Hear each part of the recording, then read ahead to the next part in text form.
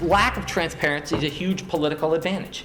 And basically, call it the stupidity of the American voter or whatever. But basically, that was really, really critical to getting the thing to pass.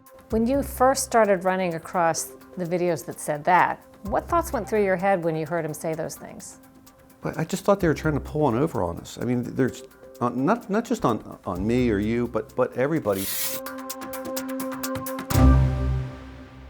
Rich Weinstein, you are a financial advisor, is that right? Yep, I'm an investment advisor out of Philadelphia.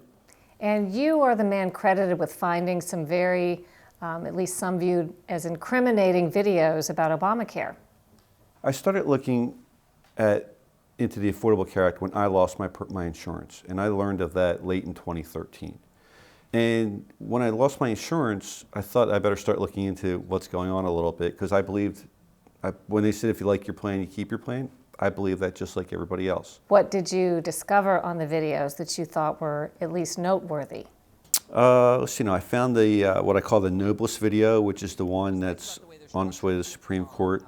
I found the stupid videos. And that passed, because the American voter is too stupid to understand the difference. There's the video that talks about the lack of economic understanding of the American people. It's a very clever, basic exploitation of the lack of economic understanding of the American voter. Which relates to the Cadillac tax.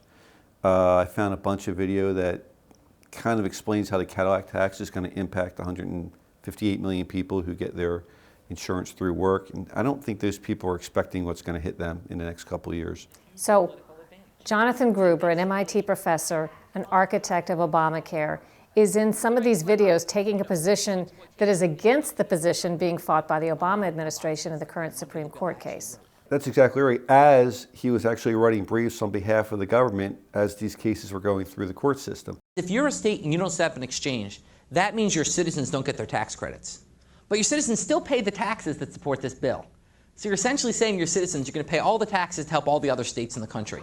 That video that I found in December, which I learned was important in January, has actually been included in the cases going through the court system. He's writing briefs in favor of the Affordable Care Act, while behind the scenes, and maybe not so behind the scenes, in public, and I got these videos, they're in clear sight, he's out there telling the truth, I assume. Did you mislead Americans about the taxes, about keeping your plan, in order to get the bill passed? No, I did not. President Obama was forced to address them. What was his response as you saw it, and what did you think about it? He was in Australia, I believe, and it was one of those surreal moments. Look, I'm just I'm an average guy. I'm not a media person. I'm not a congressperson. I'm not in D.C. So when the president is forced to respond from Australia. The fact that some advisor who never worked on our staff expressed an opinion that I completely disagree with in terms of the voters is no reflection on the actual process that was run. He kind of chose his words carefully, I think.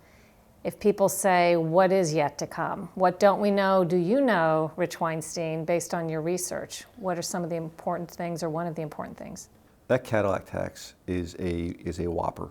That's a real problem. The way they designed the Cadillac tax, without getting too into the tall grass, it's designed to impact the employer-sponsored market. Their employers are going to get frustrated, not offer employer-sponsored insurance anymore.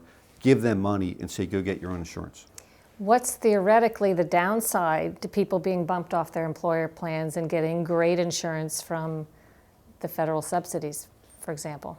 That's a great question, and my answer is some people are going to like that, and some people are not going to like that. But I think we can all agree that everybody should know about it. One person can make a difference. There's no doubt about that now. I'm nobody special. I had a problem. I got on the Google. My iPad was smoking there for a while. But anybody can make a difference. And if you don't like what's going on, you can make a difference. Rich Weinstein, thank you very much. You're welcome.